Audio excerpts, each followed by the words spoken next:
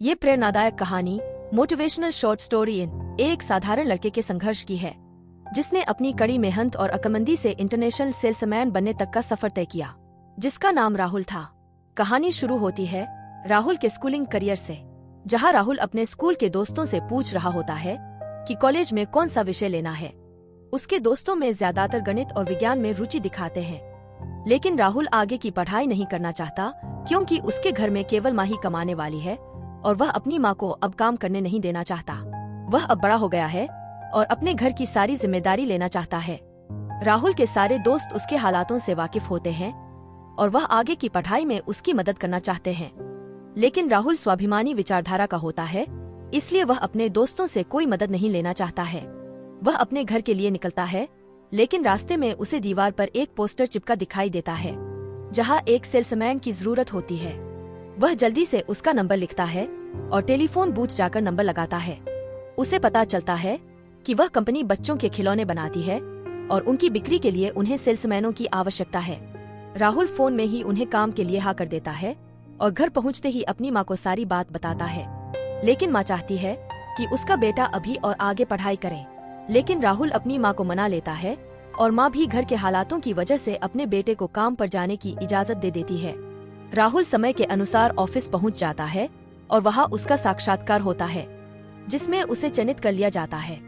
राहुल को कंपनी में बनाए गए सभी खिलौने दिखाए जाते हैं और उसे कहा जाता है फील्ड मार्केटिंग के द्वारा इन प्रोडक्ट्स को बेचना होगा। राहुल बहुत मेहनती लड़का था, इस वजह से वह इस काम को खुशी खुशी अपना लेता है और पहले ही दिन 2 खिलौने बेच कर आता है। इस बात के लिए राहुल का मैनेजर उसे प्रोत्साहित करता है। धीरे धीरे राहुल को उस काम में मजा आने लगता है। कंपनी के सभी कर्मचारियों में राहुल का प्रदर्शन सबसे बेहतर होता है।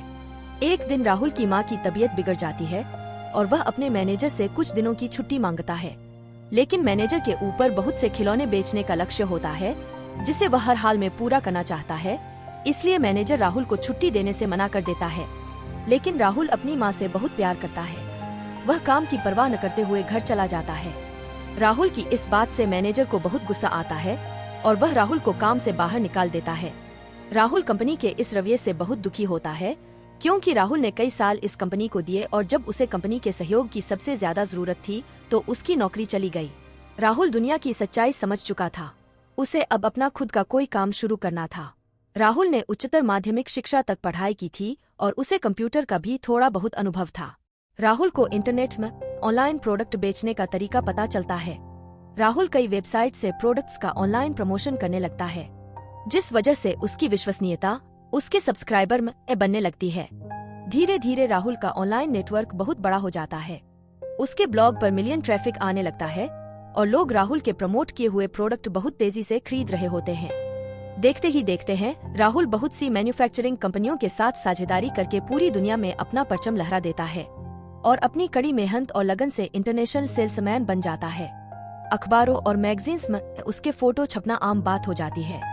राहुल ने अपनी मेहनत से अपने लिए गए निर्णय को सही साबित कर दिखाया। दोस्तों, अब बारी आपकी।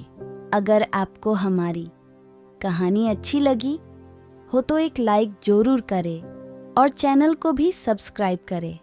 धन्यवाद।